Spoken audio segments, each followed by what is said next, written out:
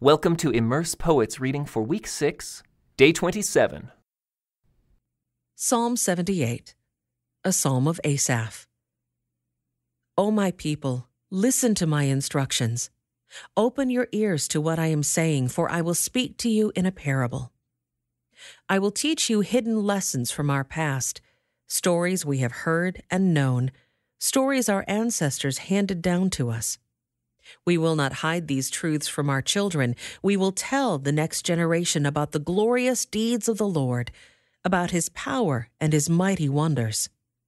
For he issued his laws to Jacob. He gave his instructions to Israel. He commanded our ancestors to teach them to their children, so the next generation might know them, even the children not yet born, and they, in turn, will teach their own children. So each generation should set its hope anew on God, not forgetting his glorious miracles and obeying his commands. Then they will not be like their ancestors, stubborn, rebellious, and unfaithful, refusing to give their hearts to God. The warriors of Ephraim, though armed with bows, turned their backs and fled on the day of battle. They did not keep God's covenant and refused to live by his instructions. They forgot what he had done, the great wonders he had shown them, the miracles he did for their ancestors on the plain of Zoan in the land of Egypt. For he divided the sea and led them through, making the water stand up like walls.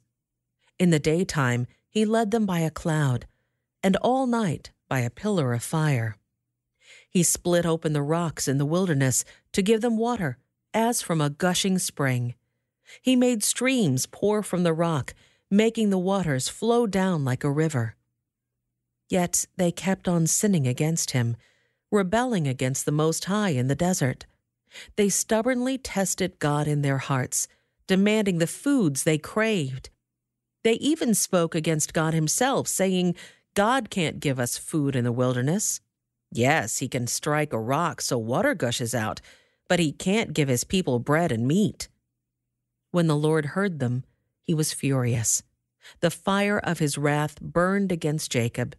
Yes, his anger rose against Israel, for they did not believe God or trust him to care for them. But he commanded the skies to open. He opened the doors of heaven. He rained down manna for them to eat. He gave them bread from heaven. They ate the food of angels. God gave them all they could hold. He released the east wind in the heavens and guided the south wind by his mighty power. He rained down meat as thick as dust, birds as plentiful as the sand on the seashore. He caused the birds to fall within their camp and all around their tents. The people ate their fill. He gave them what they craved. But before they satisfied their craving, while the meat was yet in their mouths, the anger of God rose against them, and he killed their strongest men. He struck down the finest of Israel's young men. But in spite of this, the people kept sinning. Despite his wonders, they refused to trust him. So he ended their lives in failure, their years in terror. When God began killing them, they finally sought him.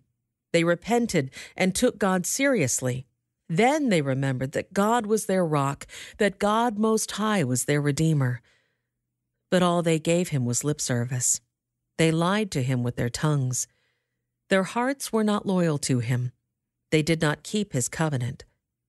Yet he was merciful and forgave their sins and did not destroy them all. Many times he held back his anger and did not unleash his fury. For he remembered that they were merely mortal, gone like a breath of wind that never returns. Oh, how often they rebelled against him in the wilderness and grieved his heart in that dry wasteland. Again and again they tested God's patience and provoked the Holy One of Israel. They did not remember his power and how he rescued them from their enemies. They did not remember his miraculous signs in Egypt, his wonders on the plain of Zoan. For he turned their rivers into blood, so no one could drink from the streams. He sent vast swarms of flies to consume them and hordes of frogs to ruin them. He gave their crops to caterpillars. Their harvest was consumed by locusts. He destroyed their grapevines with hail and shattered their sycamore figs with sleet.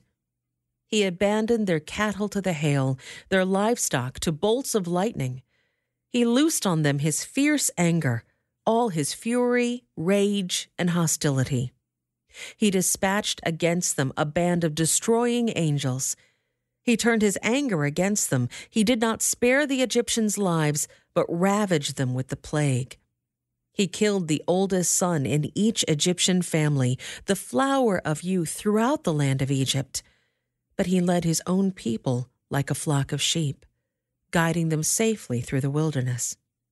He kept them safe, so they were not afraid, but the sea covered their enemies. He brought them to the border of his holy land, to this land of hills he had won for them. He drove out the nations before them. He gave them their inheritance by lot. He settled the tribes of Israel into their homes. But they kept testing and rebelling against God Most High. They did not obey his laws. They turned back and were as faithless as their parents. They were as undependable as a crooked bow. They angered God by building shrines to other gods. They made him jealous with their idols. When God heard them, he was very angry, and he completely rejected Israel.